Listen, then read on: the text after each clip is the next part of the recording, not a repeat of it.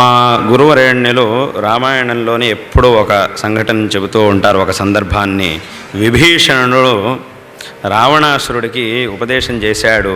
నువ్వు చేసింది చాలా తప్పుడు పని, సీతాపహరణం చేశావు, ఇది చాలా పాపం. నువ్వు అలా సీతాపహరణం చేయడమే కాకుండా చేసి రాముడితో విరోధం పెట్టుకున్నావు. రాముడు ఆయన అవతార పురుషుడు, ఆయనతో విరోధం నీకు పనికిరాదు. వెంటనే సీతా అమ్మవారిని ఆయనకు అప్పగించి ఆయనకు శరణాగతిక, అప్పుడు నీకు నీ ప్రాణాలు నీకు దక్కుతాయి, మళ్ళీ నీ రాజ్యం నీకు దొరుకుతుంది, లేదంటే సమూలంగా నాశనం అయిపోతావు అని చెప్పినందుకు, మంచి మాటలు చెప్పినందుకు రావణాసురుడు వాణ్ణే అక్కడి నుంచి బహిష్కారం చేసేశాడు విభీషణుడిని. అప్పుడు విభీషణుడు నేరుగా శ్రీరామచంద్రుడి దగ్గరికి వచ్చాడు.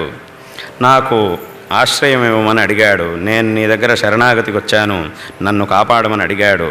వెంటనే రామచంద్రుడితో పాటు ఉన్న వాళ్ళందరూ కూడా, సుగ్రీవుడు వాళ్ళందరూ అన్నారు, వీడికి మీరెందుకు ఆశ్రయం ఇస్తారు, వీడికి అసలు మీరు ఆశ్రయం ఇవ్వద్దు, వీడు రావణాసురుడి తమ్ముడు, వీడు మనస్సులో ఏదో దురుద్దేశం పెట్టుకొని మన దగ్గరికి వచ్చాడు, మన రహస్యాలన్నీ తెలుసుకోవడానికే వచ్చాడు, కాబట్టి వీడికి అస్సలు ఆశ్రయం ఇవ్వడం పనికిరాదు అని అన్నారు.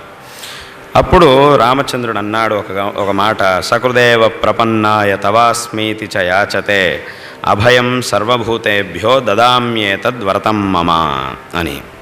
ఎవరైనా నా దగ్గరికి వచ్చి ఒక్కసారి నన్ను కాపాడు అని ఒక్కసారి నన్ను ప్రార్థిస్తే చాలు, అటువంటి వాళ్ళని తప్పకుండా నేను కాపాడుతాను, ఇది నా యొక్క వ్రతము, ఇది నా ప్రతిజ్ఞ అని శ్రీరామచంద్రుడు చెప్పాడు.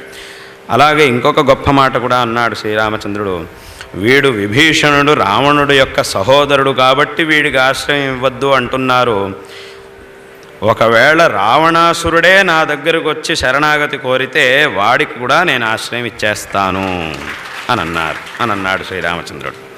కాబట్టి ఇంతటి అటువంటి ఔదార్యం, అటువంటి కారుణ్యం కేవలం ఆ భగవంతుడి యందే మనం చూడడానికి సాధ్యమవుతుంది. ఆ నిరవధికమైనటువంటి నిర్హేతుకమైనటువంటి కారుణ్యాన్ని కేవలం మనం భగవంతుడి యందు మాత్రమే చూడగలం.